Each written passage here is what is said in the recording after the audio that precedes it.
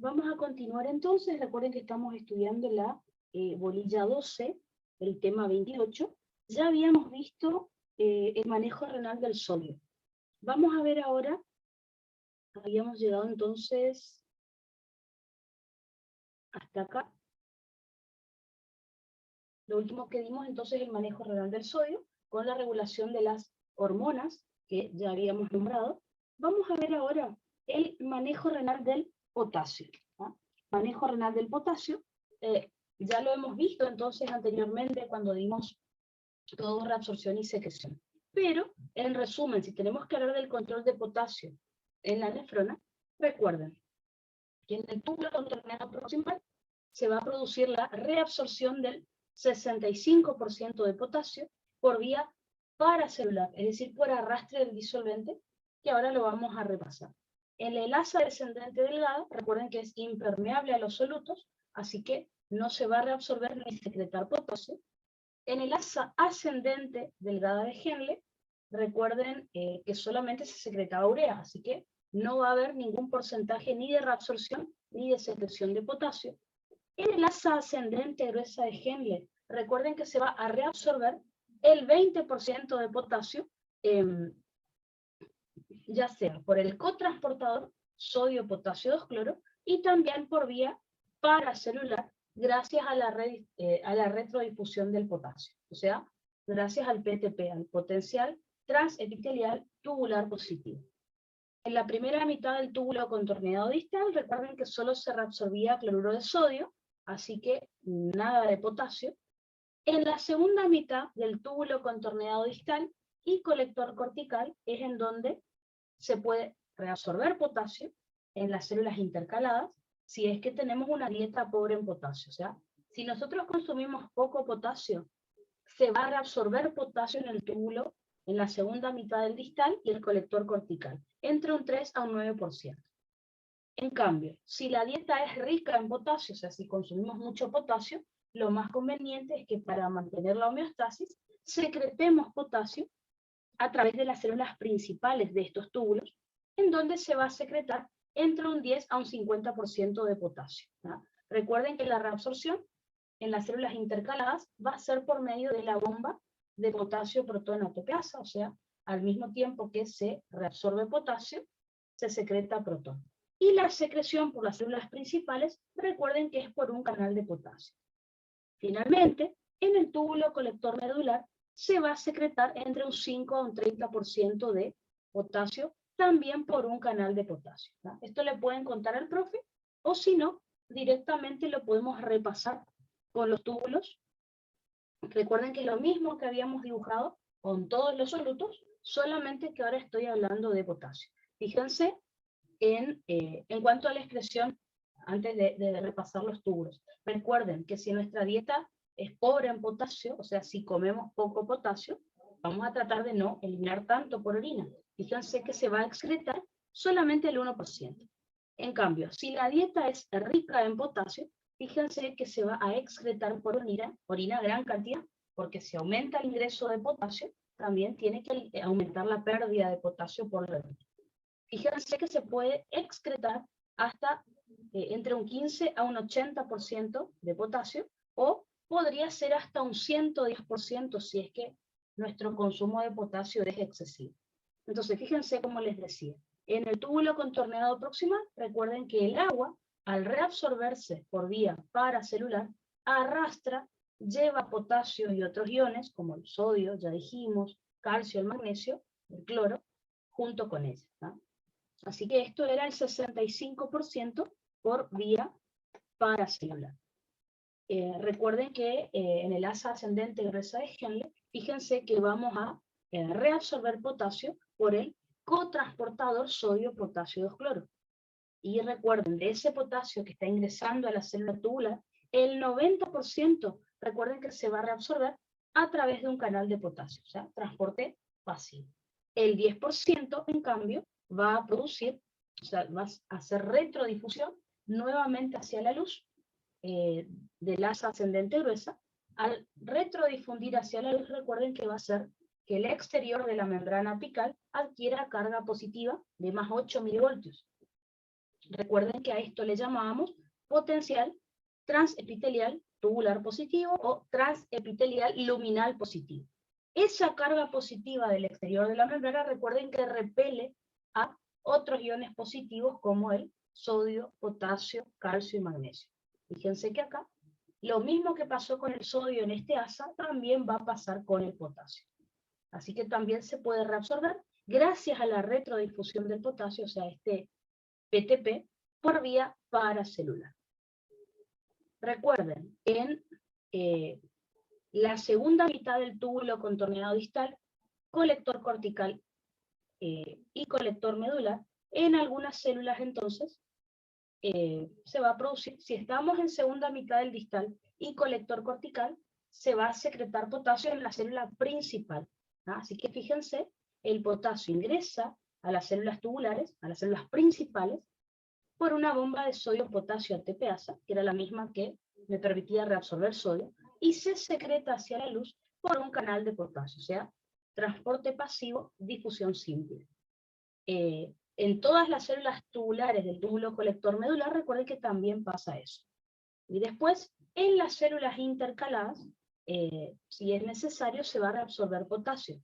Fíjense que el potasio va a ingresar a la célula intercalada por medio de la bomba de potasio-protón ATPasa. Y luego se reabsorbe hacia la sangre, otra vez por un canal de potasio. Así que todo eso son los procesos tubulares que observamos en cuanto al potasio. Recuerden de repasar, además de esto, el equilibrio externo de potasio, o sea, cómo se puede regular el potasio. Recuerden que el potasio se regula por medio de la hormona aldosterona. Así como el sodio se regulaba por varias hormonas más, el potasio lo regula la aldosterona, ya recuerden, actúa en la segunda mitad del distal y el colector cortical, sintetizando esta bomba de sodio-potasio ATPasa, el canal de sodio y el de potasio para producir la secreción de potasio en estas células. Otra de las cuestiones que me pregunta acá en el bolillero es el manejo del calcio. Recuerden que esto ya lo hemos dado en la, creo que en la bolilla anterior, me parece, sí, en la bolilla anterior, cuando hemos hablado de metabolismo fosfocálcico, ¿tá? Así que dijimos que del 100% de calcio que se filtra, solamente se excreta por orina el 1%, ¿tá? Ya lo hemos estudiado, pero recordemos que en el túbulo contorneado proximal el calcio se reabsorbía por vía paracelular, por arrastre del disolvente. En el asa ascendente gruesa se iba a reabsorber también por vía paracelular gracias a la retrodifusión del potasio. Recuerden que en mayor detalle, en la bolilla anterior ya habíamos estudiado este tema, así que ahora lo pueden repasar.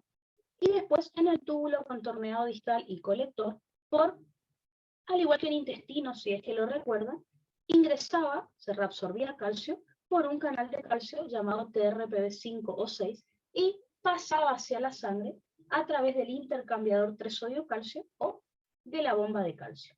¿Tá? Así que fíjense, lo que hemos dado en endocrino también les sirve específicamente para renal. ¿Cómo se regula entonces esta reabsorción de calcio? Recuerden que ahí tienen que hablar de la vitamina D, que me aumenta la reabsorción de calcio, sobre todo a nivel del túbulo distal, y la paratormona, que también me aumenta la reabsorción de calcio. ¿No? O sea, pueden volver a explicar esto si les toca en esta bolilla de renal. Perfecto, entonces. Otra de las cuestiones que me pide acá es el manejo de fosfato en los riñones. Recuerden que esto también ya lo habíamos charlado en la bolilla anterior, en donde el fosfato del 100% que se filtraba, solamente el 5 a 20% se eliminaba por orina, ya que solamente en túbulo proximal era el único lugar donde se reabsorbía el 80 al 95% de fosfato. Recuerden que ya hemos dado esto en la bolilla anterior, el fosfato ingresaba a la célula tubular por el cotransportador 3-sodio-fosfato o 2-sodio-fosfato. Y luego, por un mecanismo desconocido, se absorbía hacia la sangre. Recuerden que la regulación también va a estar dada por la vitamina D y la paratormona. La vitamina D, recuerden que aumenta la reabsorción de fosfato, la paratormona disminuye la reabsorción de fosfato. Lo mismo que en la bolilla anterior. Y finalmente, otro de los manejos renales que el profe pide acá es el manejo renal del magnesio. Recuerden que esto yo ya les había comentado en metabolismo fosfocálcico también, no en la bolilla anterior, sino que ya lo hemos dado también en endocrino, pero ahora el profe pregunta en renal. Entonces, en cuanto al manejo renal del magnesio, tenemos que decir que se va a filtrar más o menos unos 2000 miligramos por día de magnesio por el glomérulo renal. De esos 2000 miligramos por día, se va a reabsorber el 95% se va a reabsorber el 95%, que son 1900 miligramos por día, y solamente un 5% es lo que se va a excretar por el riñón. Esto no va a estar bien regulado por hormonas, incluso no se sabe bien cómo es la regulación, pero bueno, por lo menos sabemos qué es lo que va a ocurrir en los riñones. El 15% del magnesio se va a reabsorber en el túbulo proximal. Después, el 70%, fíjense, en el asa ascendente gruesa de Henle, y el 5% en túbulo contorneado distal. Perdón, el 10% en túbulo contorneado distal, como ven acá. ¿Tá? Así que, por ejemplo, en el túbulo proximal, como ya vimos con sodio, con potasio y con calcio, el magnesio se va a reabsorber por vía paracelular por arrastre del disolvente. ¿Tá? En el asa ascendente gruesa, nuevamente, gracias a la retrodifusión del potasio, fíjense que se va a reabsorber por vía paracelular debido a este potencial transepitelial tubular positivo. Y acá tengan un detalle en cuenta, que es lo mismo que yo les expliqué para el calcio. ¿Se acuerdan que el calcio se reabsorbía de la misma manera en estos túbulos? Y al reabsorberse, cuando aumenta mucho el calcio ya en sangre, este calcio, recuerden que se unía al receptor sensor de calcio. Bueno, el magnesio va a hacer exactamente lo mismo. El magnesio se va a reabsorber gracias a este PTP por vía paracelular. Pero si aumenta mucho la magnesemia, o sea, el magnesio en sangre, este magnesio se va a unir al receptor sensor de calcio. Recuerden, se sigue llamando así. Así que el receptor sensor de calcio es un receptor asociado a proteína GQ al que se puede unir el calcio y al que se puede unir el magnesio. Si aumenta la calcemia o si aumenta la magnesemia, estos iones se unen a este receptor se activa, y al activarse, recuerden que me va a inhibir al cotransportador sodio-potasio 2-cloro y al canal de potasio, para que deje de haber PTP y se deje de reabsorber magnesio, ¿no? En el túbulo distal, túbulo contorneado distal, el magnesio va a ingresar a la célula tubular por un transporte activo primario llamado TRPM6, y luego se va a reabsorber a sangre por un contratransporte con una sustancia desconocida.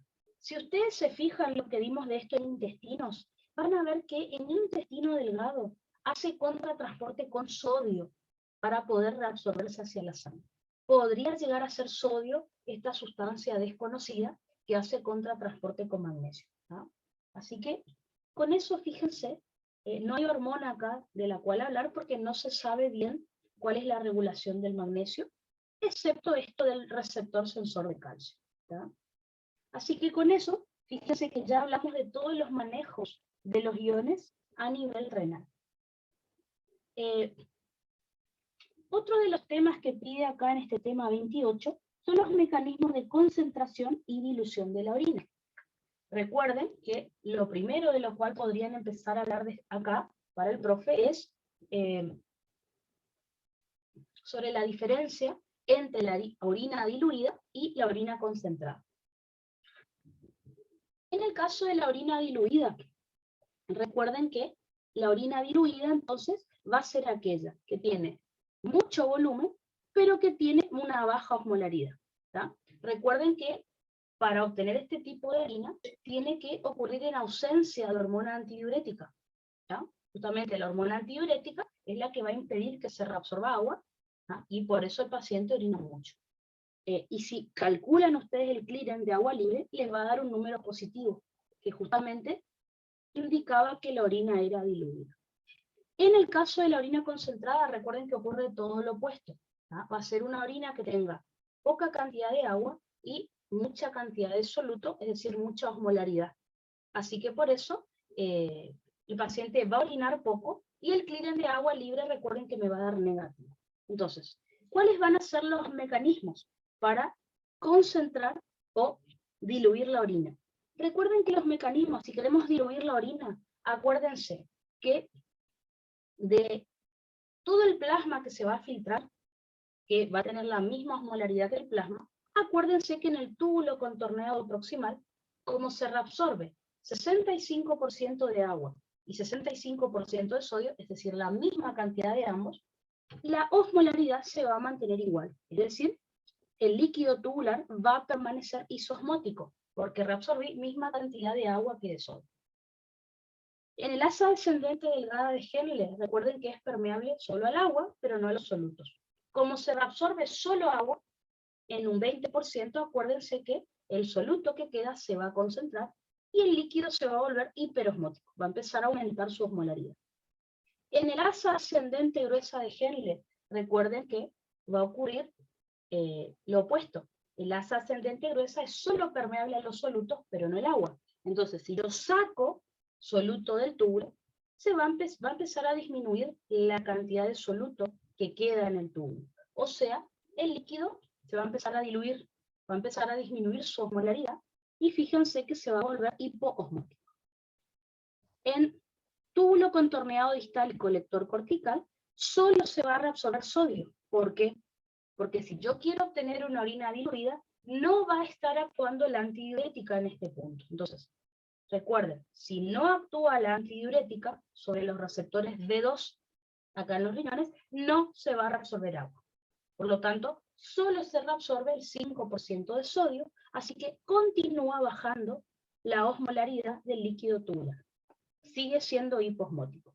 Finalmente, tenemos el túbulo colector medular, en donde se sigue reabsorbiendo sodio, pero no agua, ya que no está actuando la antidiurética en este momento, así que continúa bajando aún más la osmolaridad del líquido tubular, porque le sigo sacando soluto a ese túbulo. Así que seguirá siendo hiposmótico, y ese es el tipo de orina que vamos a emitir. Una orina con muy baja osmolaridad, y toda el agua que no se reabsorbió le va a dar mucho volumen. Eso es en cuanto a la dilución de orina. Si ustedes van a hablar del mecanismo de concentración de orina, recuerden que en túbulo contorneado proximal, asa descendente de Henle y asa ascendente de Henle, toda la explicación va a permanecer igual. Es decir, va a seguir siendo isosmótico en el túbulo proximal, hiperosmótico concentrado en el asa descendente de Henle, y posmótico o diluido en el asa ascendente de Henle. ¿Dónde va a cambiar la historia? Recuerden que va a cambiar en el final, porque como pueden ver acá, ahora sí se liberó antidiurética desde la neurohipófisis, y la antidiurética está actuando acá. Recuerden que la antidiurética permite la reabsorción de agua en la segunda mitad del túbulo contorneado distal, túbulo colector cortical y túbulo colector medular. Entonces, está actuando la antidiurética, está actuando la aldosterona, así que por lo tanto se va a reabsorber agua y sodio en la segunda mitad del distal y el colector cortical.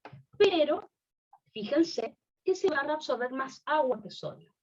Si se reabsorbe más agua que sodio, esto va a hacer que se empiece a concentrar el líquido tubular. O sea que al sacarle más agua, parece que empieza a aumentar la cantidad de soluto.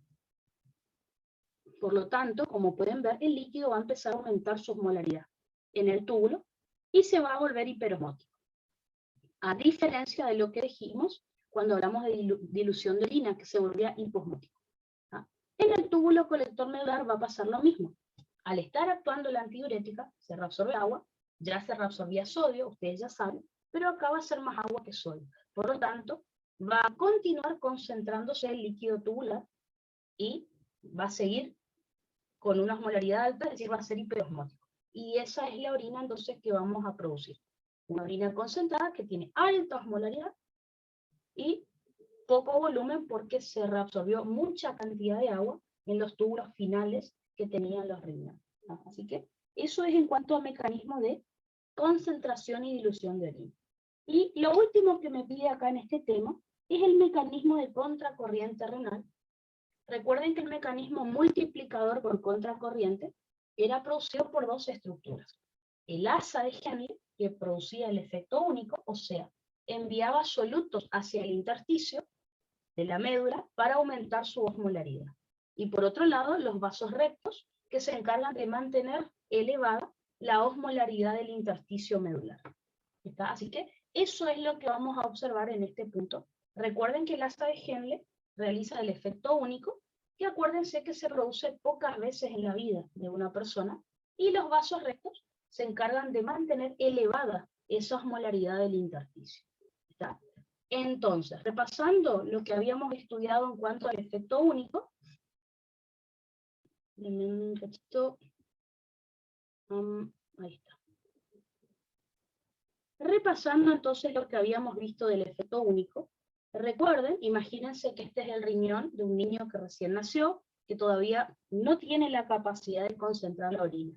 Acuérdense que si ese niño recién nacido todavía no concentró la orina, su intersticio medular va a ser isosmótico, todavía no está hiperosmótico, todavía no tiene los 1200 a 1400 miliosmoles que nosotros necesitábamos. Así que lo primero que va a pasar, recuerde que se producía la llegada de líquido isosmótico desde el túbulo proximal hacia el asa de Henle. Luego, quien primero iba a actuar era el asa ascendente gruesa de Henle. ¿De qué manera? Mediante el cotransportador sodio-potasio 2-cloro. Recuerden que de esta manera le agregaba soluto al intersticio para aumentar la osmolaridad.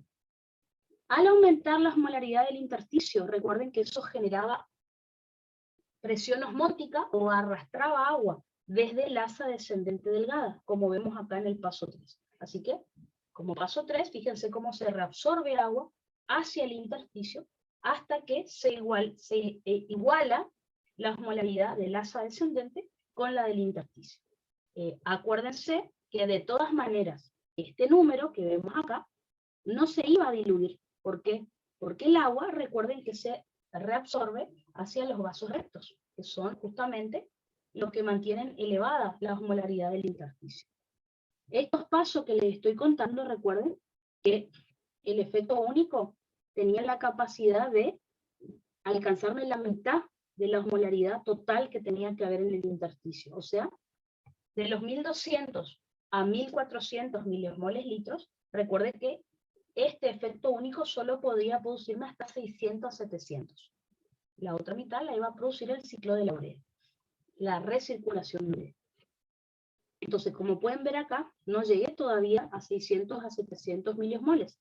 Es por eso que yo les contaba que estos pasos los tenemos que realizar 4, 5, 6, 7 veces, hasta finalmente alcanzar el valor que necesitábamos. O sea, básicamente los 3 pasos que se repiten siempre es llegada del líquido isosmótico al asa de Henle, después el asa ascendente gruesa de Henle envía soluto al intersticio por medio del cotransportador sodio-potasio 2-cloro, y en tercer lugar, ese soluto arrastra agua del asa descendente delgada. ¿Está? Pero el agua, recuerden, no se queda en el intersticio, sino que va hacia los vasos rectos. ¿Está?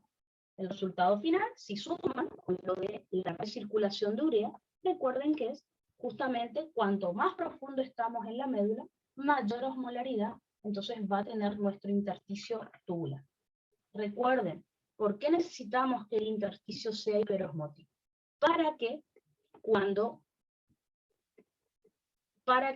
la antidiurética exponga las acuaporinas en la membrana apical de túbulo distal, colector cortical y colector medular, el agua sea arrastrada por este intersticio súper hiperosmótico. ¿Ah? Perfecto, entonces. En el caso de los vasos rectos, recuerden que una vez que el asa de Henle realiza el efecto único, 2, 3 veces en la vida, los vasos rectos se encargan de mantener aumentada esta osmolaridad. Acuérdense que los vasos rectos son capilares peritubulares especializados, son muy especializados. ¿Por qué? Porque tienen un flujo sanguíneo muy lento y tienen una alta osmolaridad. ¿Tá? Recuerden que acá es donde se va a producir el intercambio por contracorriente que justamente es para mantener elevada la osmolaridad del intersticio. Lo que vamos a observar acá, recuerden que eran solamente procesos pasivos, es decir, transporte de solutos y ósmosis en cuanto al agua, y de esa manera entonces se lograba mantener aumentada la osmolaridad del intersticio. Acuérdense que en la porción descendente de estos vasos rectos se iba secretando agua y, o sea, pasaba agua al intersticio y soluto hacia el vaso sanguíneo, por eso aumentaba la osmolaridad a medida que descendíamos por esa porción descendente. Si nos dirigimos por la porción ascendente, ocurría lo opuesto. Se absorbía agua hacia el interior del vaso y el soluto finalmente quedaba concentrado en el intersticio. Por eso la osmolaridad va decreciendo, ¿no? Perfecto, entonces. Eso sería entonces en cuanto al mecanismo de contracorriente, ¿tá? El efecto único y el intercambio por contracorriente. Perfecto. Entonces, el último tema que nos queda dentro de esta bolilla 12 es el tema 44. Esta bolilla, como pueden ver, es power, tiene todo renal prácticamente, todo femenino y masculino, creo, sí. Así que bueno, bastante larguita. Entonces, uno de los temas que aparece acá, fíjense que es tanto femenino como masculino. En el caso de aparato reproductor femenino, fíjense que me pregunta en cuanto a las gonadotrofinas hipoficiarias, por ejemplo, o sea, la FSH y la LH, cómo se regula la secreción, ¿tá? O sea, tendríamos que hablar de los ejes, ¿tá?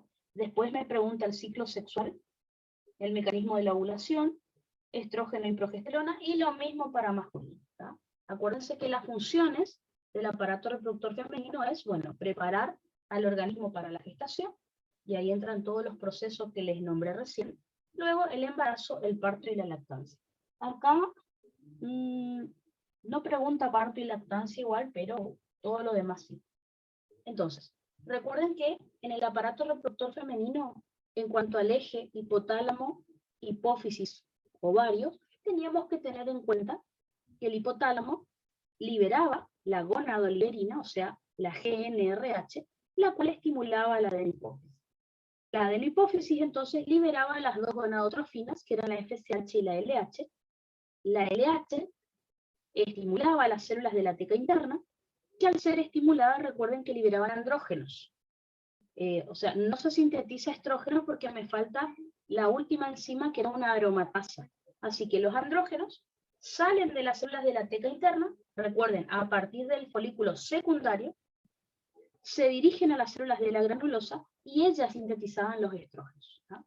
Las células de la granulosa, recuerden que son estimuladas por la FSH, y aparte de terminar la síntesis de estrógenos, estimulan la maduración de los folículos durante el ciclo ovárico, la fase folicular del ciclo ovárico, y también sintetiza otras hormonas como la inhibina, la activina y la folistatina.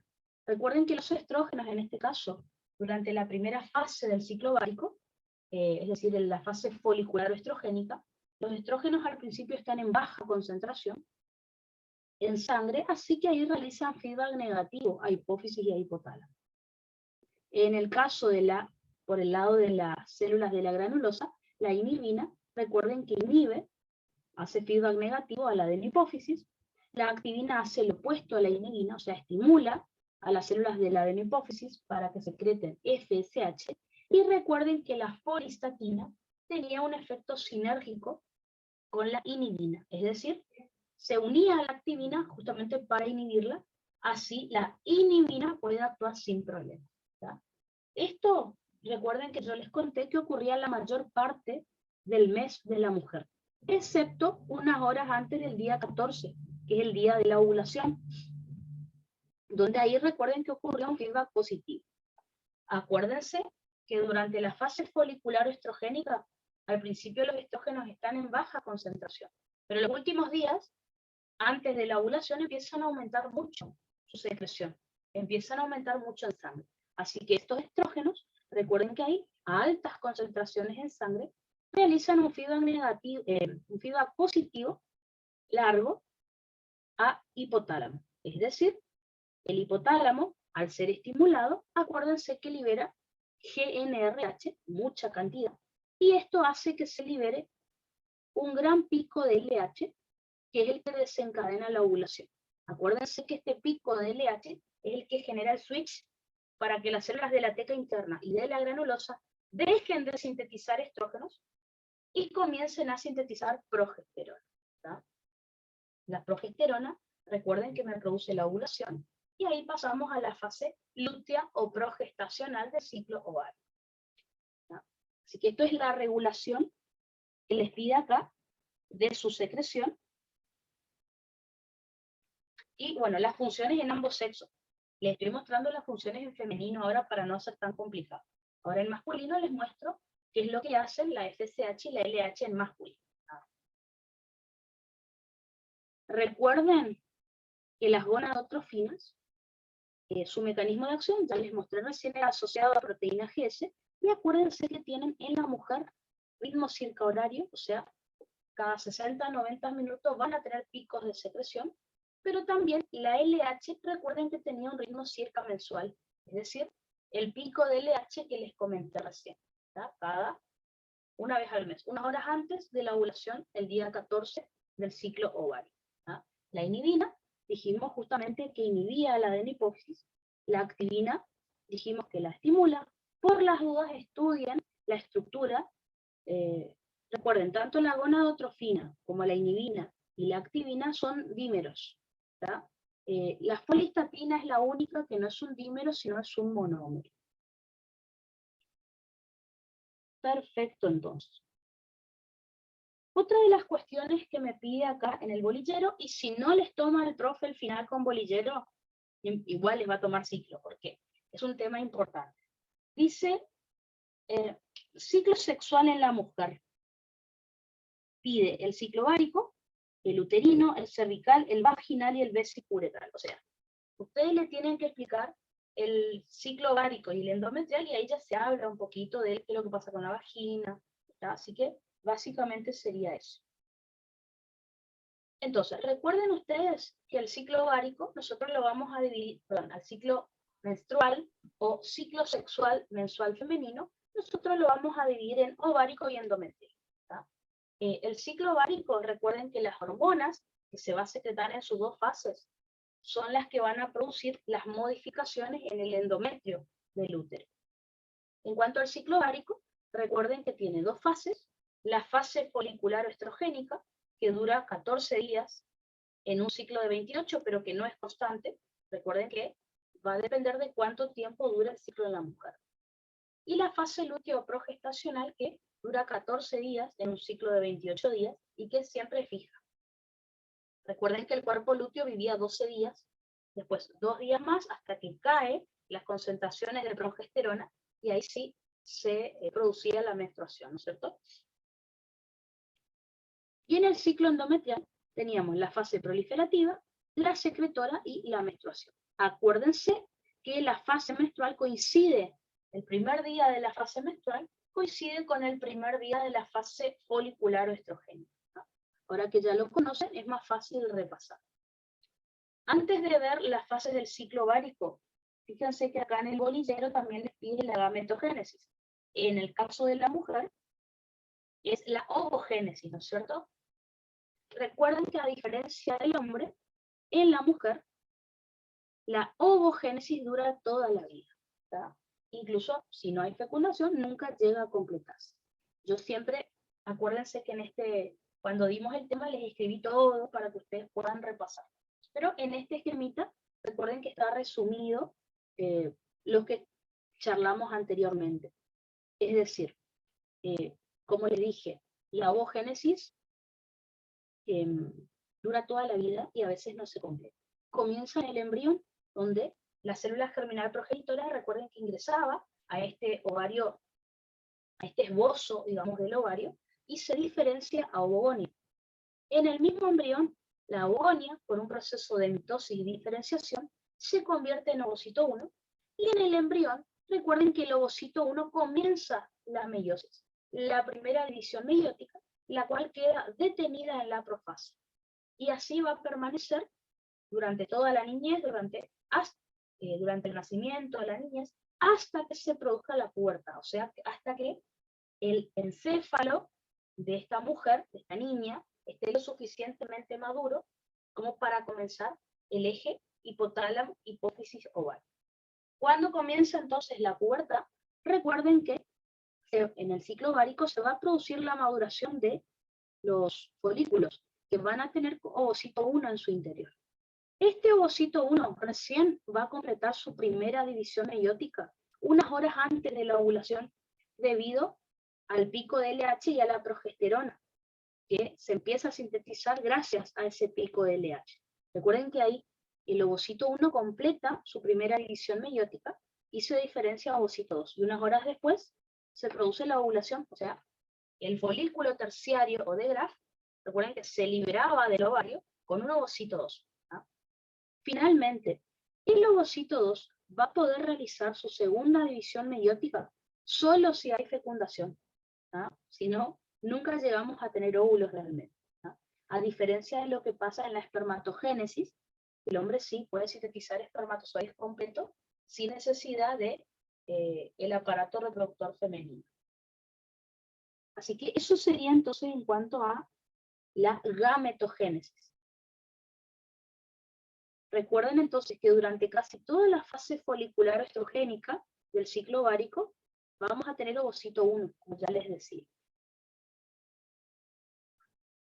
Yo ya les había dicho en clase, pero si el profe les llega a preguntar qué día ovula una mujer, él les puede dar cualquier número de cuánto dura un ciclo ovárico. Ustedes siempre hagan la resta del número que el profe les dé, le van a restar 14. ¿Por qué? Porque siempre la fase lútea dura 14 días. Así que, si le saco los 14 días, sé qué día va a ovular esa mujer. Por ejemplo, acá les puse en un ciclo de 40 días, si le resto 14, bueno, el día 26 va a ovular esa persona. ¿Por qué? Siempre la fase lútea es fija, porque el cuerpo lúteo está programado para vivir 12 días, a no ser que haya un embarazo, ya que ahí recuerden que la gonadotrofina coriónica humana, secretada por el embarazo, iba a mantener el cuerpo lúteo vivo durante 3 meses más o menos. Pero si no, 12 días y se muere el cuerpo lúteo, más 2 días más que tarda en caer la progesterona en sangre, bueno, ahí están los 14. Recuerden, en el ciclo ovárico, durante la fase folicular estrogénica, se va a producir la maduración de 6 a 12 folículos primordiales que durante 7 días más o menos van a madurar para convertirse en folículos primarios, luego en folículos secundarios. A partir del día 7, donde ya tenemos 6 a 12 folículos secundarios, solo uno de esos folículos, recuerden que va a seguir madurando, o sea, va a empezar a crecer más que los demás. Los 5 a 11 folículos restantes secundarios van a sufrir atresia folicular, o sea, van a involucionar y se van a terminar reabsorbiendo en los ovarios. Si van a comentarle esto al profe en el oral, recuerden de darle las características de cada uno de los folículos. Los folículos primordiales, recuerden que estaban formados por el ovocito 1 y una capa de células foliculares. Los folículos primarios estaban formados por el ovocito 1 y una capa de células foliculares, pero en el primordial eran planas, acá ya son más altas, son cúbicas. Todo esto estimulado por la FSH. Recuerden que la FSH estimula las células foliculares o de la granulosa. La LH era la teca interna, que todavía no tenemos en este momento. Por la FSH, recuerden que 6 a 12 folículos maduran a folículos secundarios o preantrales, que recuerden que estaban formados por el ovocito 1, varias capas de las células foliculares, que ahora pasan a llamarse células de la granulosa. Células foliculares o de la granulosa son lo mismo, cambian de nombre nomás.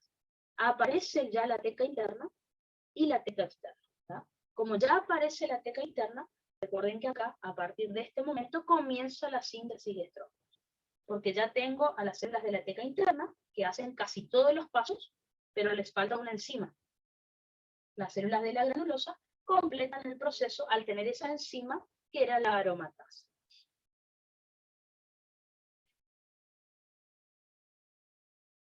De esos 6 a 12 folículos secundarios, les dije, estamos a la altura del día 7 del ciclo ovárico, de la fase folicular, solo uno madura más que el resto. Hay uno que se transforma en folículo terciario o antral. En los 5 a 11 folículos restantes involucionan, desaparecen. Recuerden que el folículo terciario o antral está formado por el ovocito 1, varias capas de célula de la granulosa que lo rodean.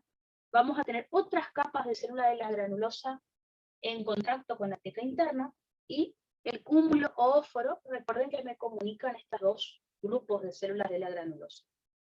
Tenemos teca interna, teca externa, como siempre, y tenemos al antro folicular, que recuerden, tiene un líquido, donde va a tener altas cantidades de estrógeno, ahí se va a ir acumulando los estrógenos. Recuerden que este líquido folicular era formado por las propias células de la granulosa. Recuerden, la FSH seguirá estimulando a las células de la granulosa, la LH seguirá estimulando a las células de la teca interna para que continúe la síntesis de estrógeno. Así que a partir del día 7, los estrógenos van a empezar a aumentar, hasta que en algún momento dejarán de hacer feedback negativo y harán feedback positivo a hipotálamo. El folículo terciario antral entonces continúa madurando y se convierte en folículo de Graf o preovulatorio, que recuerden, en cuanto al dibujo es lo mismo que el terciario, solo que es demasiado grande, y es tan grande que ya no entra en la corteza. Así que recuerden que ya hace protrusión contra la túnica albuginea y el epitelio cortical del ovario, y genera este estigma, esta protrusión, esta como elevación que se ve en la parte externa del ovario.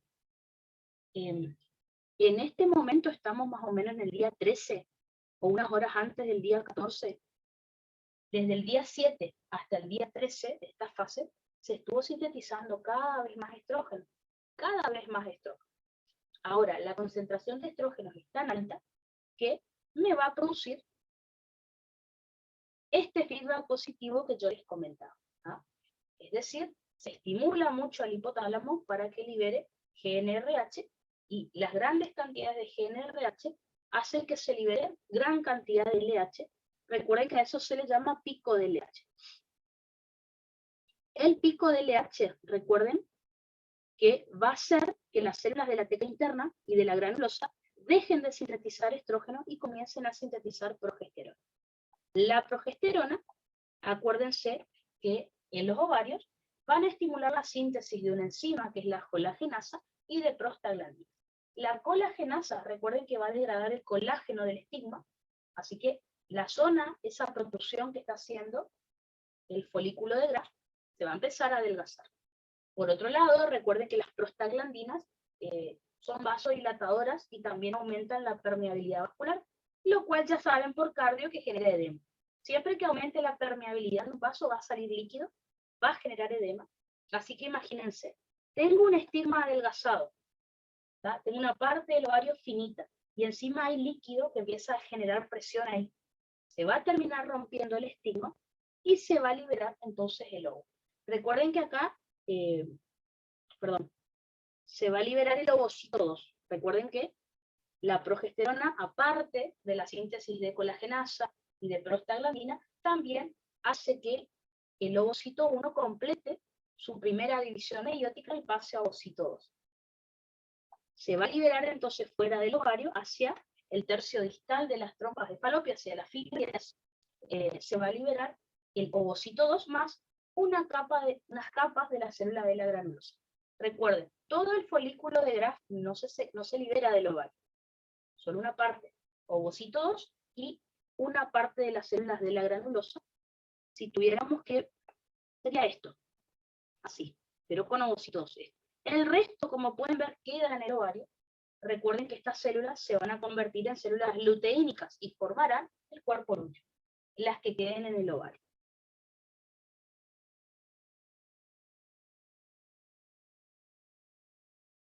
Así que como ven acá, eso es lo que va a ocurrir. En la fase progestacional, entonces, que es luego de la ovulación, acuérdense que las células de la teca interna y de las células de la granulosa que quedaron en los ovarios van a empezar a captar colesterol, van a adquirir ese color amarillo que las caracteriza, y se van a convertir en células luteínicas y formarán el cuerpo lúteo. Recuerden que antes de la ovulación estas células ya habían dejado de sintetizar estrógenos y continúan sintetizando progesterona. Durante 12 días se va a secretar esta progesterona, así que imagínense que durante 12 días va a empezar a aumentar mucho la sangre. Recuerden que luego, por un proceso de apoptosis, se va a morir este cuerpo lúteo, o sea, van a morir estas células del cuerpo lúteo, así que la progesterona seguirá aumentada en sangre por unos 2 días más, luego de la muerte del cuerpo lúteo, y ahí cae la concentración de progesterona, y comenzamos de vuelta con el ciclo ovario. Todos esos cadáveres de células luteínicas que murieron, acuérdense que van a ser fagocitados por los histiocitos, o sea, los macrófagos del ovario, y luego los fibroblastos de la corteza del ovario van a reemplazar esa zona que quedó vacía por tejido conectivo. O sea, se va a producir una fibrosis, o sea, una cicatrización. Como el cuerpo lúteo vivió 12 días, no, esa cicatriz luego desaparece, se reabsorbe, y no quedan rastros de que ahí hubo una ovulación. Ahora, recuerden que ya les conté que si la paciente queda embarazada, el cuerpo lúteo va a vivir 3 meses. Ese cuerpo albicans que se forma luego de los 3 meses, sí va a dejar una cicatriz bastante grande. Por eso yo les decía que para un patólogo, si mira el ovario de una mujer, puede saber cuántas veces estuvo embarazada en cada ovario, por las cicatrices del cuerpo albicans, si el cuerpo lúteo vivió 3 meses, si no, no. Por eso les decía, la cicatriz que queda es por el embarazo, por otro motivo no hay. Y en el caso del ciclo endometrial, fíjense que también pide acá, el ciclo endometrial, a diferencia del ovárico, se va a dividir en 3 fases. La fase proliferativa, que dura 11 días, la fase secretora, que dura 12 días, y la fase menstrual o menstruación, que dura 5 días. Recuerden que la fase proliferativa depende de los estrógenos que secretan los ovarios en la fase folicular o estrogénica, justamente. ¿Qué le va a pasar al endometrio durante esta etapa? Recuerden que se va a empezar a secretar moco, por ejemplo, por las glándulas endometriales. Este moco que se va a empezar a secretar, acuérdense que va a ser un moco poco denso, poca cantidad, y recuerden que el moco es filante, es decir, si yo tomo un poco de moco cervical entre mis dedos y hago este movimiento, acuérdense que queda un hilo, y eso es lo que hace el ginecólogo, ¿tá? Acuérdense que por los estrógenos también empieza a crecer en espesor el endometrio hasta 4 a 5 milímetros y también empieza a vascularizarse más. El pH de la vagina también empieza a aumentar, que es otra de las características. En cuanto a la fase secretora, recuerden que la fase secretora va a durar más o menos unos 12 días y depende de la liberación de estrógenos, ¿tá? Durante la fase lútea o progestacional del ovario, ¿tá? ¿Qué es lo que va a pasar acá con el endometrio? Recuerden que sigue creciendo en espesor hasta llegar a los 5 o 6 milímetros. Las glándulas endometriales empiezan a secretar mucha más cantidad de moco, tanto así que se empiezan a hinchar, se empiezan a volver tumefactas y adoptan la forma de glándulas en serrucho. El moco es mucho y es muy denso, así que ya no va a ser un moco filante. Aumenta mucho la vascularización del endometrio y me disminuye el pH vaginal. Recuerden, el endometrio creció y tiene mucha cantidad de moco, y las células endometriales se llenan de lípidos, de glucosa, ¿para qué? Para preparar al endometrio para la posible implantación del embrión si es que hay fecundación. Ahora, si no hay fecundación, el cuerpo lúteo se va a morir, porque recuerden que el cuerpo lúteo sigue vivo por la gonadotrofina coriónica humana. Si no hay fecundación, no hay gonadotrofina, el cuerpo lúteo se muere, porque está programado para morirse a los 12 días, la concentración de progesterona cae 2 días después, y si no hay progesterona a nivel del endometrio, se produce un vasoespasmo a nivel de las arteriolas. El vasoespasmo, recuerden que me va a producir isquemia endometrial, y toda 2/3 de ese endometrio, toda la capa funcional que yo les había contado, se va a perder, se va a eliminar por el cervix y por la vagina. Y eso es el flujo menstrual, ¿no es cierto? Si le tienen que explicar esto al profe en un gráfico, porque posiblemente eso les pida en el oral, acuérdense, para dibujarlo, que la primera fase del ciclo menstrual coincide, primer día del ciclo menstrual coincide con el primer día del ciclo ovárico. Así que, para ordenar las fases de endometrio, para compararlas con lo que pasa en ovario, primero se coloca la menstruación, que dura 5 días, luego la fase proliferativa, 11 días, por último la fase secretora. ¿Tá? En un dibujo, si lo tienen que explicar oral, no. Obvio que la menstruación no va primero. ¿Tá? Explican en el orden que corresponde. ¿Tá? Bueno, mecanismo de la ovulación, piedra, que ya lo charlamos. Perfecto. Dice, regulación de la secreción y funciones de los estrógenos y progesterona. O sea, me está pidiendo la parte endocrina, digamos, de lo que es aparato reproductor femenino. Entonces, acuérdense que los estrógenos son dos, el estradiol y la estrona, que se sintetizan, como les dije, en la fase folicular estrogénica del ciclo ovárico. La progesterona, en cambio, se sintetiza en la fase lútea o progestacional, principalmente. Recuerden que unas horas antes de la ovulación, no se vayan a olvidar, el pico de LH hace que las células de la teca interna y las células de la granulosa dejen de sintetizar estrógeno y comiencen a sintetizar progesterona. Así que antes de la ovulación ya comienza la síntesis. Y después estas células se convierten en luteínica y continúan la síntesis de progesterona. ¿Cómo es la síntesis? Acuérdense que le tienen que explicar al profe la teoría que me explica la síntesis de estrógeno y progesterona. Recuerden que esa teoría, que ya se comprobó, se llama teoría 2 células y 2 gonadotrofinas. ¿Ah? ¿Por qué? Porque las células de la teca interna, estimuladas por la LH, sintetizan desde colesterol hasta androstenediona y testosterona. Como les dije hoy al comienzo de este tema, sintetizan andrógenos. Esa androstenediona y esa testosterona, recuerden que ingresan a la célula de la granulosa y por la aromatasa se convierten en estrona y estradiol. Por eso, fíjense, necesito las 2 células para completar la síntesis de estrógenos. Cada célula, a su vez, fíjense que están estimuladas por una gonadotrofina. ¿Tá? La LH, que estimula a las células de la teca interna, como ya lo charlamos, y la FSH a las células de la granulosa. Tienen que saber los estadios de las reacciones químicas, sí tienen que saber, aunque no les guste, tienen que saber. Cuanto más completo le expliquen esto a la profe de Ligoy, sobre todo mejor. ¿Tá? Ahora, si estamos en la fase lútea o progestacional, recuerden que ahí tanto las células de la teca interna como la de la granulosa se convierten en células luteínicas y ambas secretan lo mismo que es la progesterona. ¿Tá? Si se fijan acá, ya sintetizábamos progesterona, ¿ven? Pero continuaba la síntesis porque estaban las otras enzimas. En cambio, cuando estamos hablando de células luteínicas, solo hasta progesterona se sintetiza y recuerden, el cuerpo lúteo se estimula solo por la LH. La FSH acá ya no interesa. ¿No?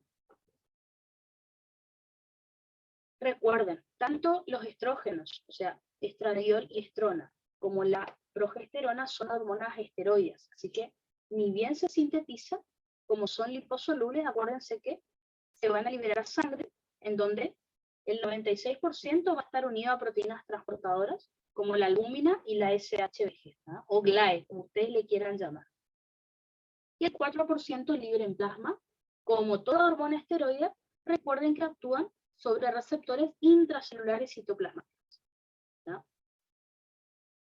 Y en cuanto a las funciones que pide acá, recuerden que con este cuadrito se pueden acordar bien todas las funciones, porque hay algunas funciones que tienen los estrógenos que no tiene la progesterona y viceversa. Y en el choice el profe juega con eso. La pregunta cosas que es específico de una de las dos hormonas, no de las dos.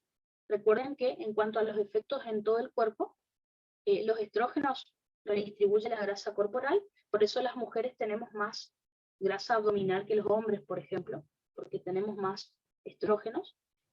Produce el estímulo del crecimiento en altura, el cierre de la placa de crecimiento, por eso las mujeres está bien, crecemos en altura, pero la placa se cierra antes que en el hombre. Recuerden que cuando dimos esto en hormona de crecimiento, dijimos que la placa de crecimiento en la mujer se cierra a los 15 años, en cambio en el hombre a los 18 a 21 años. Por eso los hombres son más altos, ¿no? Se estimula la presión ósea, dijimos que los estrógenos estimulan a los osteoblastos para que sinteticen sustancias osteoides. Por eso, cuando en otra de las bolitas hablamos de osteoporosis, dijimos que en la menopausia, como disminuye la síntesis de estrógenos en la mujer, por eso hay más predisposición a la osteoporosis. Bueno, y obviamente desarrollo de caracteres secundarios. Fíjense que la progesterona solo aumenta la temperatura corporal y la frecuencia respiratoria en el cuerpo.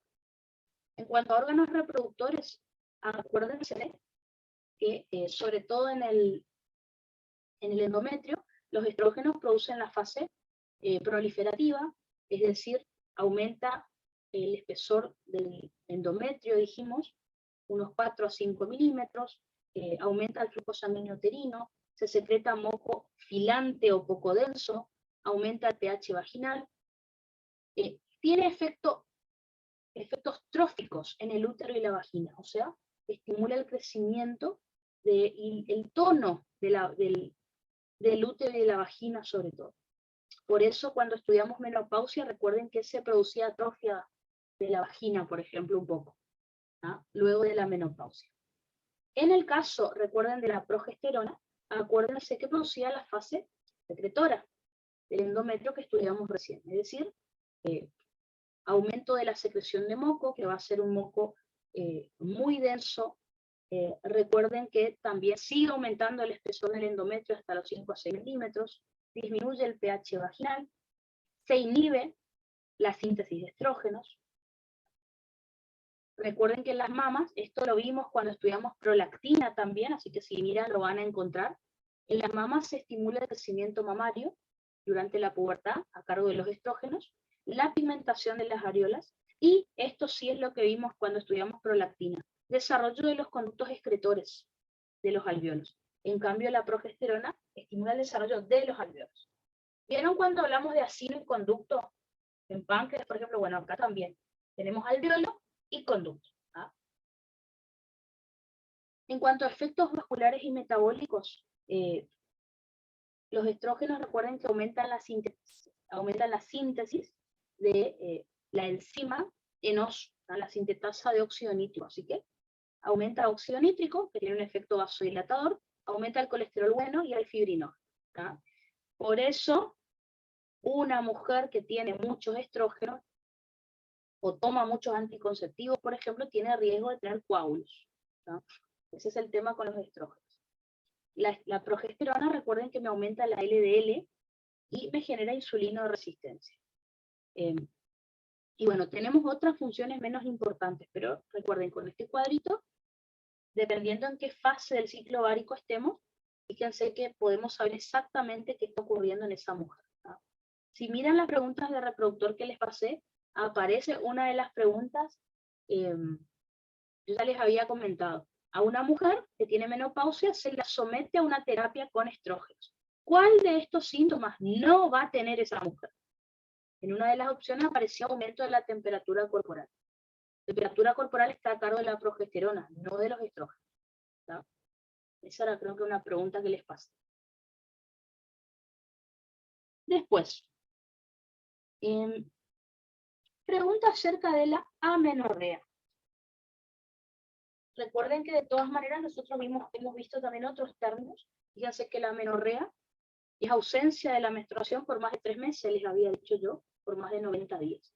Si era oligo, acuérdense que no llegábamos a los 3 meses, pero fíjense que igual la definición es un poco diferente. Es cuando los ciclos menstruales son más largos. Así que, lógicamente, la mujer no va a menstruar cada 28 días, va a menstruar cada 1 mes y medio, a lo mejor 2 meses. No llega a ser amenorrea, ¿tá? La hipomenorrea, tampoco confundan con la menorrea, porque es la disminución de la cantidad de flujo menstrual. Por las dudas, estudien también los otros términos que hemos charlado, pero acá en el bolillero solo pide amenorrea, ¿no? Eso sería entonces en cuanto a femenino. En cuanto a aparato reproductor masculino,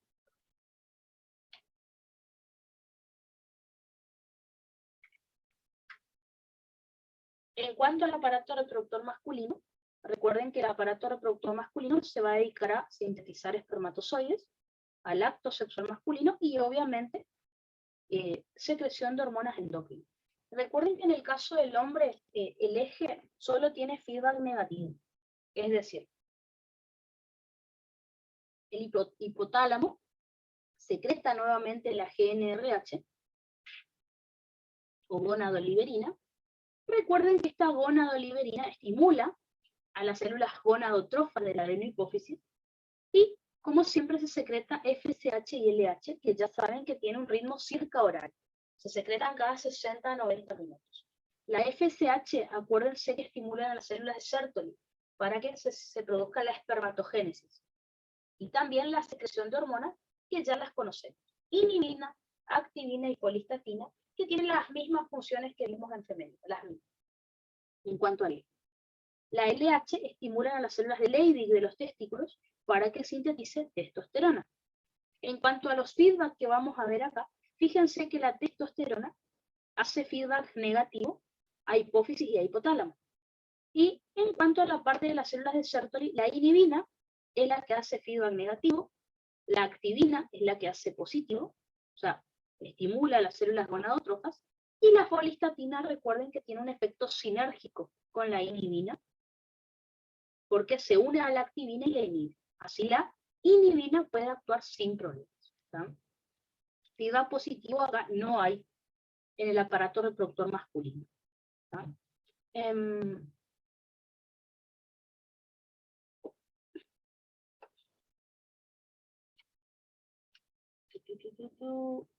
Fíjense que acá en masculino no me pide nada, dice aparato reproductor masculino, no me pide específicamente que hablemos de espermatogénesis, pero si se fijan más arriba figura regulación de la secreción y funciones de las gonadotrofinas en ambos sexos, que es lo que vimos recién. Dice gametogénesis. Gametogénesis se refiere a ovogénesis en la mujer, espermatogénesis en el hombre. Así que tengan cuidado que sí les pide, Dios.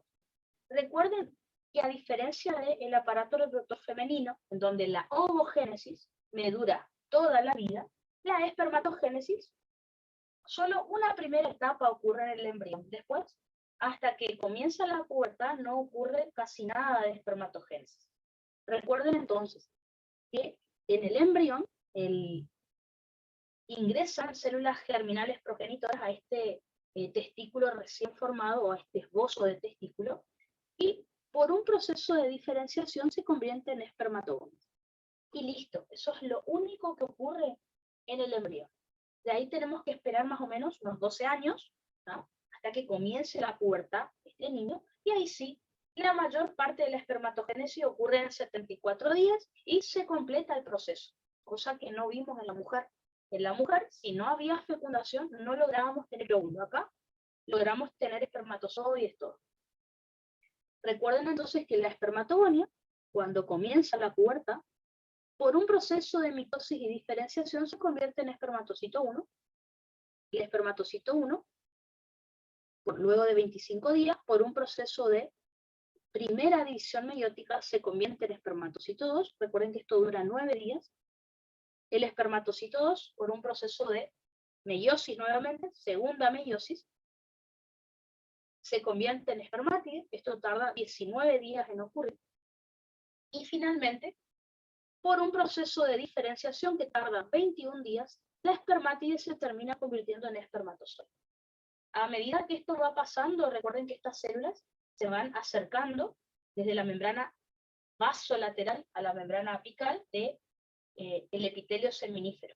Y finalmente los espermatozoides se liberan hacia la luz de los túbulos seminíferos. Eso entonces fue lo que pasó a nivel de los testículos. ¿Está?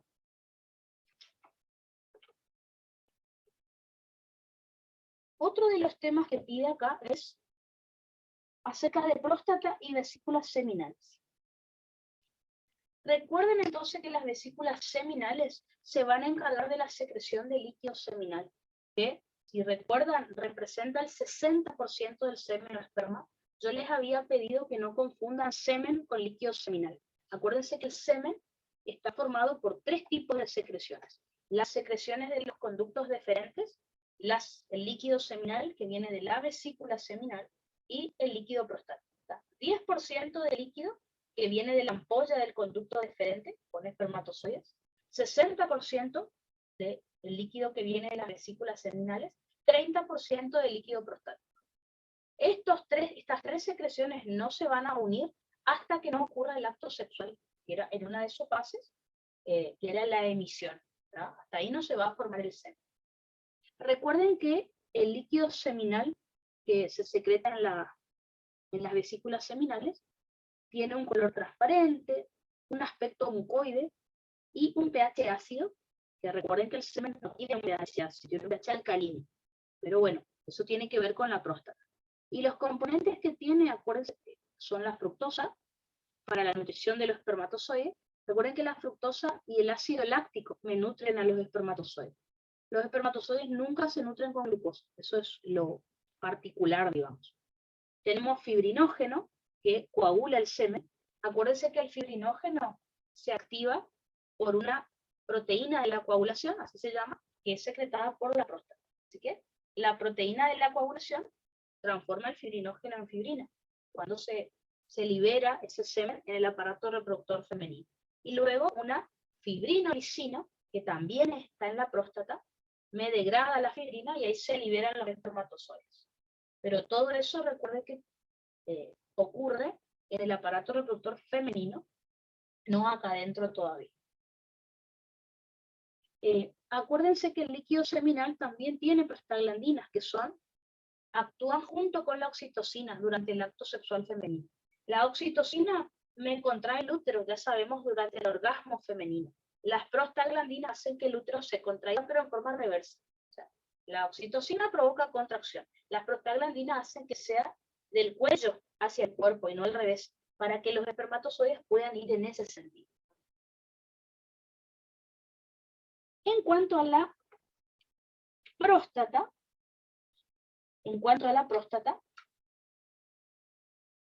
recuerden que la próstata me va a producir el líquido prostático, que como les dije, representa el 30% del semen o esperma.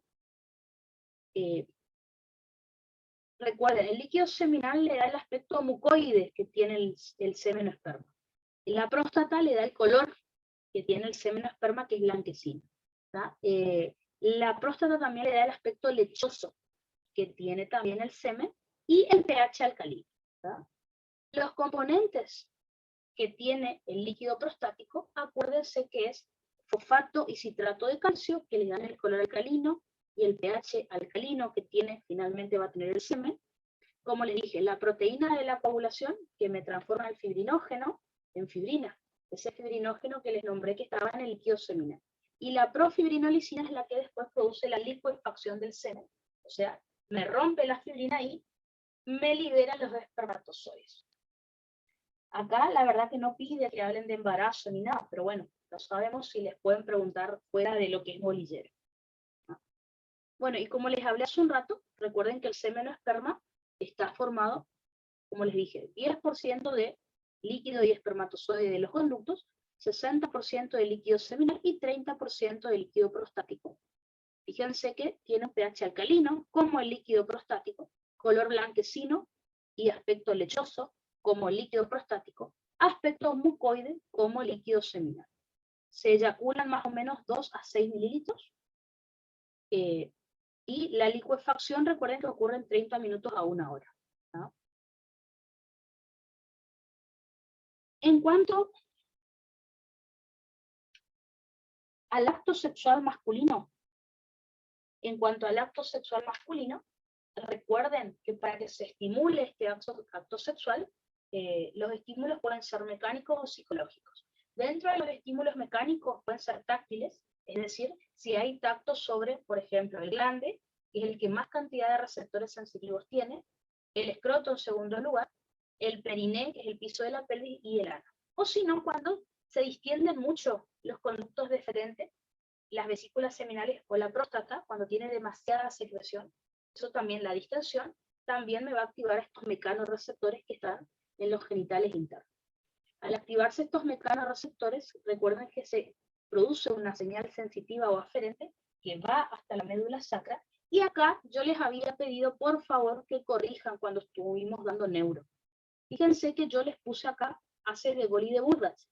Si ustedes se acuerdan en neuro, yo les dije que me equivoqué, ¿está? Les pedí que corrijan en esa clase, así que por favor corrijan acá de vuelta, ¿está? Recuerden que la señal de la excitación sexual va por la vía anterolateral, ¿se acuerdan? Eso es lo que estaba mal y yo les pedí que corrijan, ¿está? No por la vía dorsal lemniscomedial, que es Gol y Burdas, ¿está? Fascículo espinotalámico anterior y lateral. Eso es lo que hablamos en neuro, así que ya les dije ese día que lo corrijan, por favor. Y ahí asciende hacia el encéfalo, donde provoca esa sensación sexual. Recuerden que la excitación sexual, para que lo relacionen con neurología, es una modalidad de sensación, ¿tá? Bueno, y en cuanto a estímulos psicológicos, recuerden que podemos estar viendo algo que nos guste, una película, una revista, y por el par craneal número 2, el estímulo va hacia la corteza cerebral y luego hacia el encéfalo. Si es por el olfato, algún perfume que nos guste, por el par 1, la señal sensitiva va a la corteza cerebral, o directamente si estamos recordando algo que nos provoque excitación sexual. Una vez que se produce la excitación sexual, recuerden que ahí se van a iniciar las fases del acto sexual masculino, que eran la erección, el orgasmo y la resolución.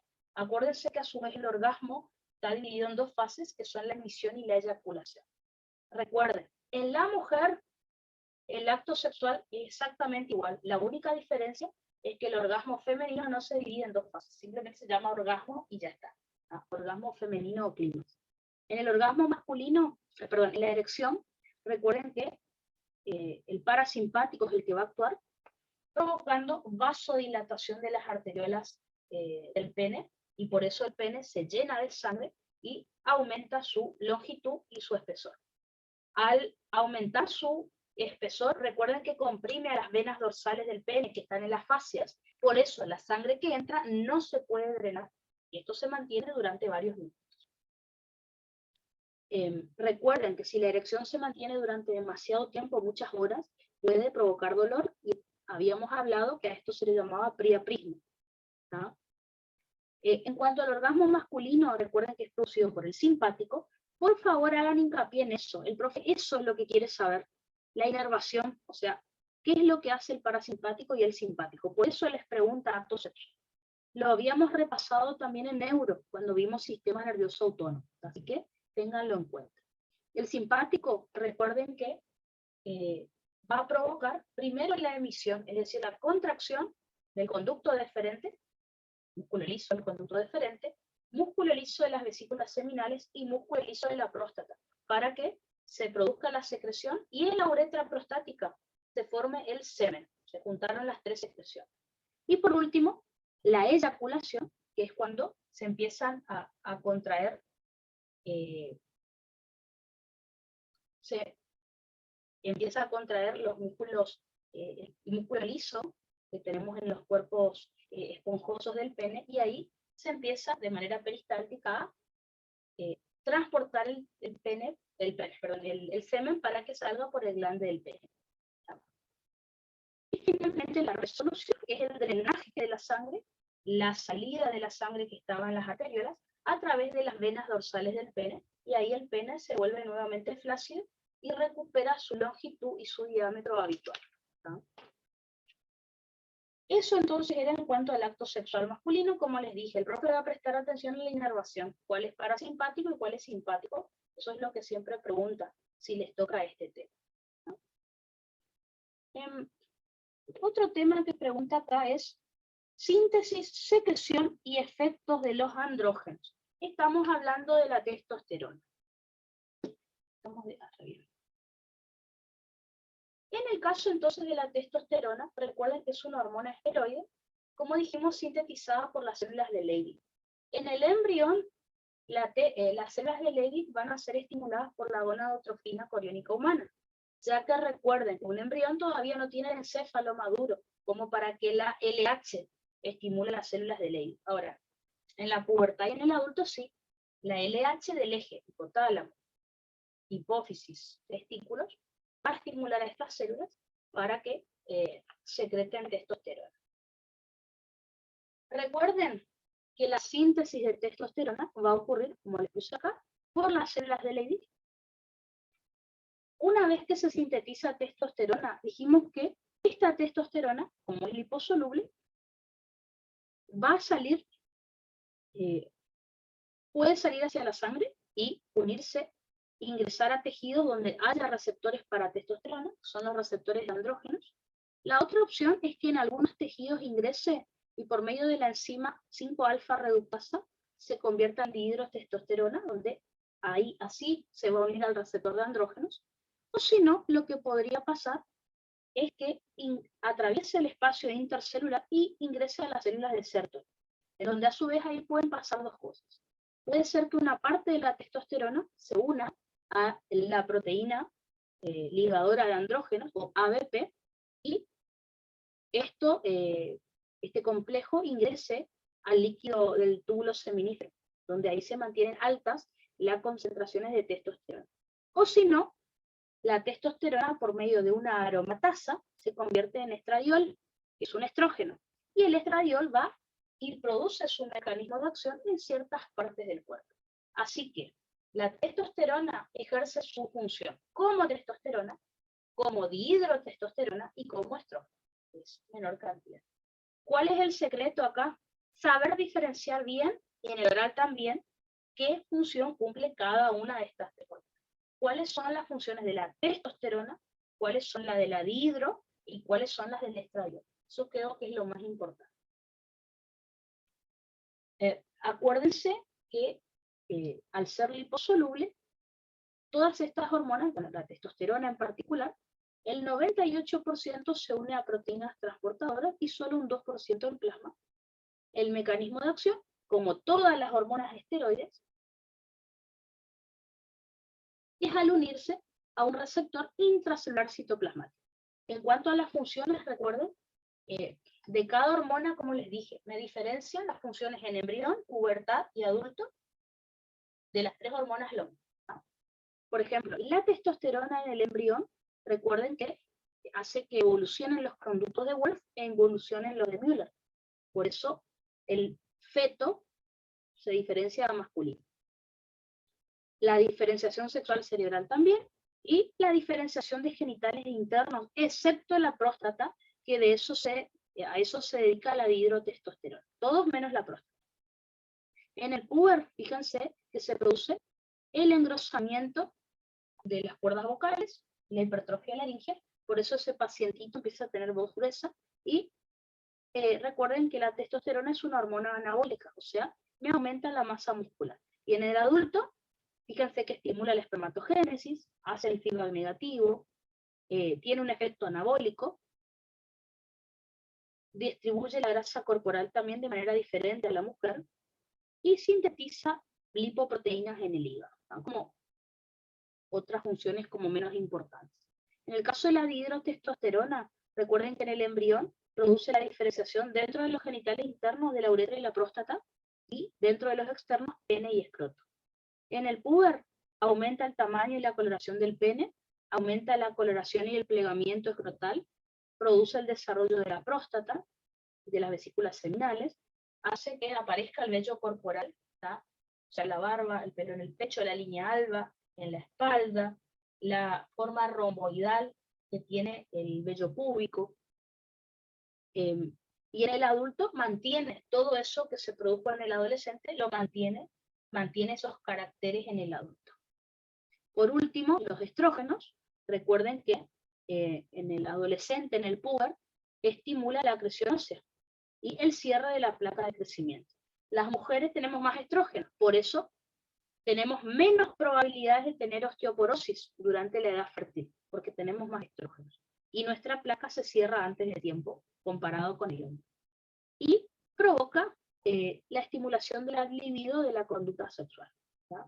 Así que bien diferenciadas las tres hormonas y qué función tiene en embrión, bueno, el estrógeno no, en embrión, en adolescente y en adulto.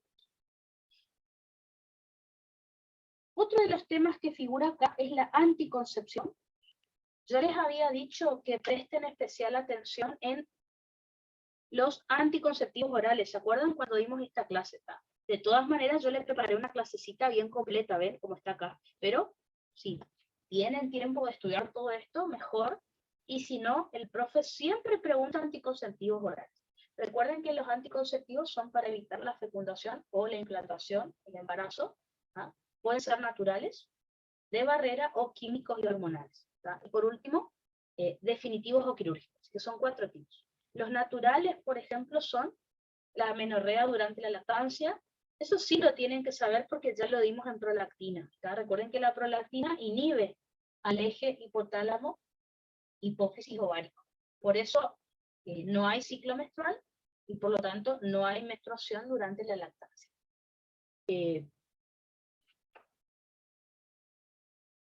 En cuanto a los anticonceptivos de barrera, esos son los más utilizados. Estoy hablando de los preservativos masculinos y femeninos que son de látex, y el diafragma también, que para mí son los mejores porque no solo porque impiden la fecundación, sino porque impiden las enfermedades de transmisión sexual, que es lo más importante hoy en día.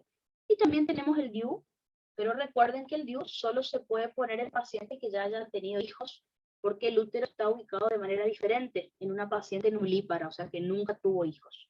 Así que bueno, dentro de los anticonceptivos químicos y hormonales tenemos espermicidas, que forman una barrera contra el semen y matan a los espermatozoides. Generalmente vienen, hay veces que en las cajas de preservativo vienen con un sobrecito o de lubricante o de espermicida. Así que usarlo solo no tiene mucha efectividad. A lo mejor con el preservativo más el espermicida sería mejor, digamos. Tenemos, por ejemplo, también los parches. Recuerden que los parches se colocan sobre la epidermis, sobre la piel, y ahí se va absorbiendo estrógenos generalmente por la piel. Como les dije, si tienen tiempo, estudien todo esto. Si no, sí o sí quiero que lean anticonceptivos orales. Sí o sí es pregunta de examen. ¿Qué funciones tienen los anticonceptivos orales en el ciclo? Es pregunta de examen oral del profe siempre. ¿No? Entonces, acuérdense que los anticonceptivos son anovulatorios. ¿Por qué? Porque cuando yo le doy estas hormonas al paciente en forma de pastillas, acuérdense que estas hormonas van a hacer feedback negativo a hipófisis e hipotálamo. O sea que van a inhibir el eje, y si inhibo el eje, no va a haber menstruación. Ahora, cuando la paciente deja de tomar las pastillas, acuérdense que luego de 21 días de consumir pastillas hay que descansar 7. Esos 7 días es... esos 7 días entonces es donde la paciente va a menstruar. En realidad no va a tener ovulación, va a tener sangrado sin haber tenido ovulación. ¿Ya? Franco, el DIU sería, estás preguntando dónde entraría. El DIU entraría como método de barrera. ¿Ya? A ver, vamos a volver para atrás. No, profe, hay otro que es el SIU. ¿Qué significaba SIU, la sigla? No, la verdad que no tengo conocimiento del SIU. A no ser que tenga otro nombre. El SIU libera hormonas, profe. Este es el implante, acá está. Acá está, el implante sería. Le puse como implante, sí, ahora sí. Ajá, exactamente. La varillita, sí. Es el chip sexual que algunos le llaman. Sí, la varillita es un implante. Ese, sí, ahora sí. No, profe, no es ese. Entonces no sé cuál estás hablando. Luego, cualquier cosa, decime qué libera hormonas, dónde se pone, ¿sabes eso por las dudas? Sí, libera hormonas y se inserta en la vagina, sería de la mujer, en el útero. Es como el DIU, pero en lugar de ser solamente una barrera mecánica, se libera hormonas también. Ah, mira, la verdad que no sabía. Me voy a poner a estudiar, entonces aparte está buena, entonces debe ser seguramente creado hace poco, o sea, relativamente nuevo, sí. Ah, buenísimo. Ay.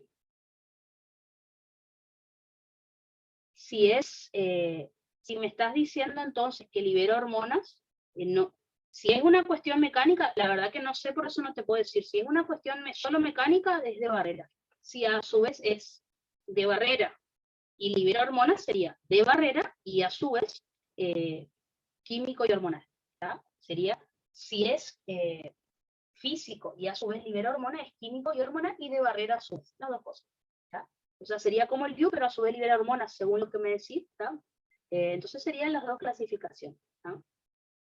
En el caso de los anticonceptivos orales, recuerden, como les dije, que no van a producir ovulación y va a haber menstruación, pero sin haber ovulación.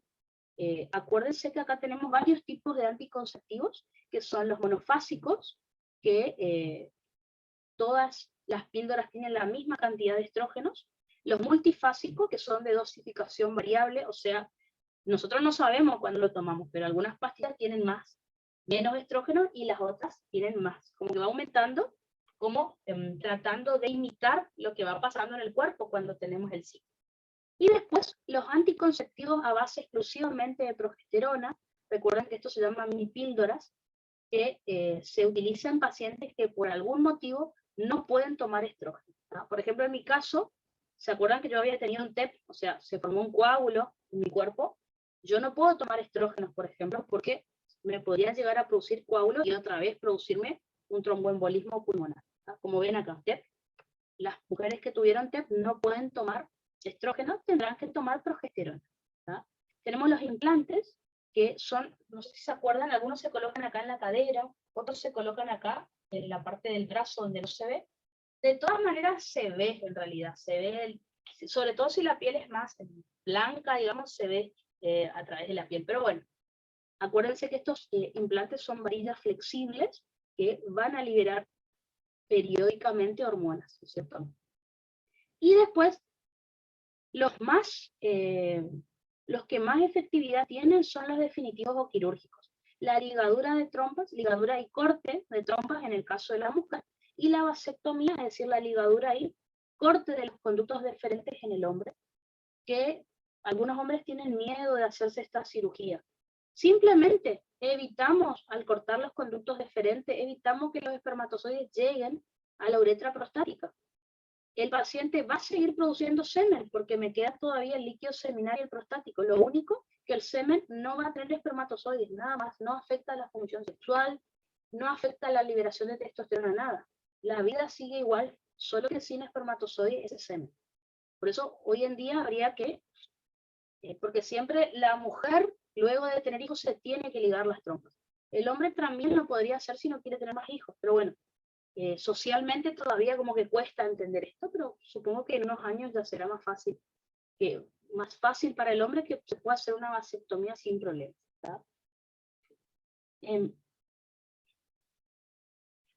El año pasado, bueno, el profe al final no terminó tomando bolillero, pero me acuerdo que le preguntaron en la plataforma, uno de los chicos le preguntó, ¿aparece glándula pineal? Nosotros la dimos por las dudas, porque el profe no dio este tema.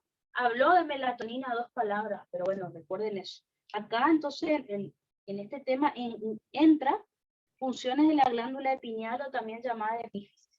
Recuerden que la glándula pineal se dedica a sintetizar melatonina, que como yo ya les había adelantado, la melatonina tiene ritmo circadiano.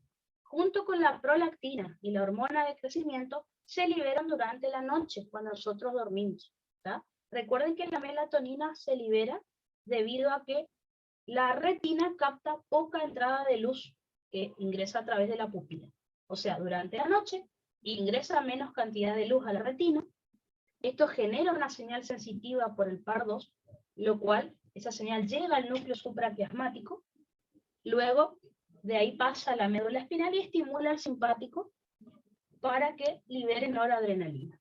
Recuerden que esta noradrenalina es la que estimula a los pinealocitos de la glándula pineal para que sintetice melatonina. Así que cuanto menos luz entre por la retina, por los ojos, mucha más cantidad de melatonina se va a sintetizar. Esto pasa a la noche. Así que si ustedes duermen con la luz prendida, con la tele prendida, con el celular en la cara, probablemente no sinteticen mucha melatonina y duerman mal. Bueno, por eso el consejo es no dormir con la tele prendida. ¿Tá? Cuanto menos luz haya en el ambiente, mejor vamos a dormir, porque se va a sintetizar mucha melatonina. ¿Tá? Por las dudas les describí acá el proceso de síntesis, como les dije, ya lo dimos al tema. Yo no haría tanto hincapié en esto. Ahora, si el profe dice, entra bolillero, y puede pasar cualquier cosa. Yo supongo que, vieron que el tema 44 es larguísimo. Yo supongo que el profe se va a orientar más a preguntarle femenino y masculino, pero uno nunca sabe. Así que léanlo por lo menos, ¿no? Como para no quedar muy en bolas. Si les llega a preguntar algo, háblenle y yo sé que ya con eso va a ser suficiente, ¿tá? Acuérdense que, como ya les dije recién, tiene ritmo circadiano y esto depende del fotoperíodo, ¿tá? O sea, de la cantidad de luz que ingresa por la retina. En cuanto a las funciones que tiene la melatonina, acuérdense que tiene funciones cronobióticas, o sea, me sincronizan el ciclo sueño-vigilia. Es por eso que si viajamos en un avión y nos vamos a otra zona horaria, vamos a tener cansancio, porque tendríamos que estar durmiendo y estamos despiertos, y ahí es donde aparece el jet lag, ¿verdad? Que da cansancio, irritabilidad, constipación. En algunos animales se vio que gracias a esta melatonina hay una reproducción estacional. Recuerden que la melatonina, al igual que la prolactina, inhibe al eje hipotálamo, hipófisis, gonadal, digamos. Así que se vio que esto permite que ciertos animales se reproduzcan en épocas óptimas, como para encontrar nutrientes para alimentarse, ¿no? Como les dije que la melatonina inhibe a todo el eje hipófisis, hipotálamo, hipófisis gonadal, si una persona tiene un tumor, por ejemplo, secretor de melatonina, va a retrasarse la pubertad de esa persona. Ahora, si está muy baja la cantidad de melatonina, se adelanta la pubertad. Por ejemplo, se conocen niñas que menstruan a los 8 a los 10 años. Eso no es lo habitual, pero bueno. Esas serían las funciones más importantes acerca de la melatonina. Se está viendo hoy en día, esto es lo más nuevo, que tiene un efecto antioxidante. Recuerden que antioxidante significa que secuestra radicales libres y eso tiene una acción anti-envejecimiento. Entonces, acuérdense, lean melatonina por las dudas. Nunca en un escrito preguntó melatonina, habló 2 palabras en la clase que él dio, y él dijo que si toma bolillero entra todo lo que esté en el bolillero, así que bueno, por las dudas, nosotros lo dimos, ¿tá? Perfecto, entonces. Espérenme.